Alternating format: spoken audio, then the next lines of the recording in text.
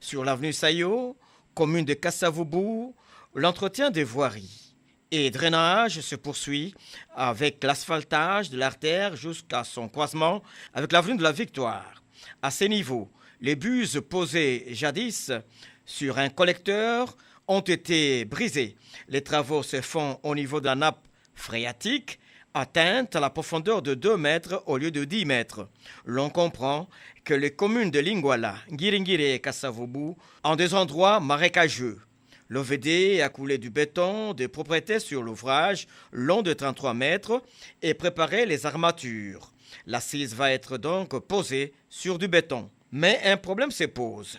On a refait les curages à l'aide d'une motopompe pour évacuer les eaux des remontées.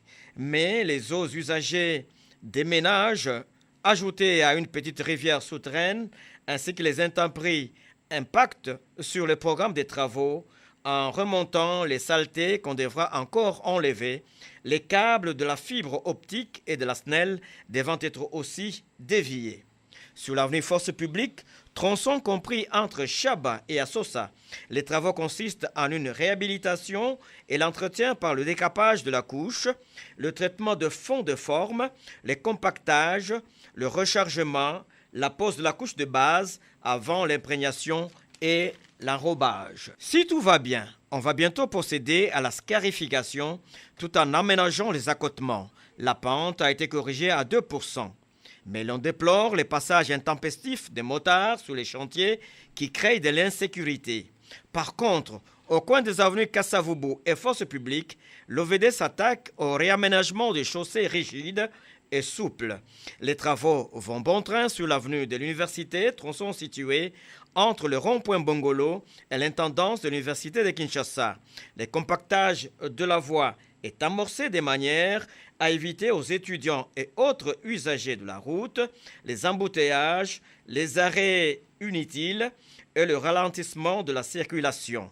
Il s'agit ici de mettre un terme aux bourbiers du genre Liboulouman Zengele en vue d'offrir aux consommateurs un trafic aussi fluide, confortable qu'agréable. En revanche, sur l'avenue de la Foire, 15 jours sur 45 prévus hors intempéries sont en phase finale avec les goudronnages sur une distance de 512 mètres par rapport à 1112 mètres contre la largeur de 10 mètres, c'est-à-dire au niveau de la deuxième porte de la foire internationale de Kinshasa. La pente observée est de près de 3%.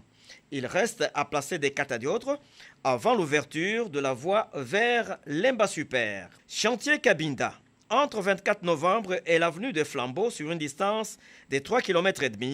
Les travaux ont consisté en une réhabilitation profonde et partielle, ainsi que le renforcement par rapport à la chaussée. L'assainissement de l'artère s'est effectué, y compris la réparation des endroits où les parois sont détruites.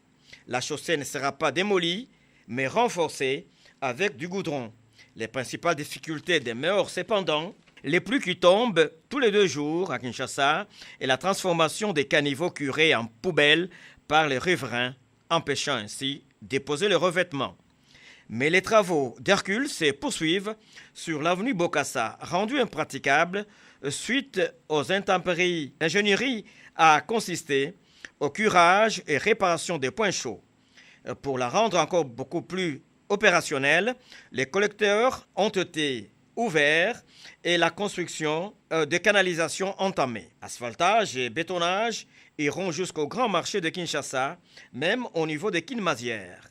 Idem sur l'avenue Kabambare, qui se limitera au goudronnage, mais à son enchevêtrement avec Bokassa, on a prévu un bétonnage de grande envergure.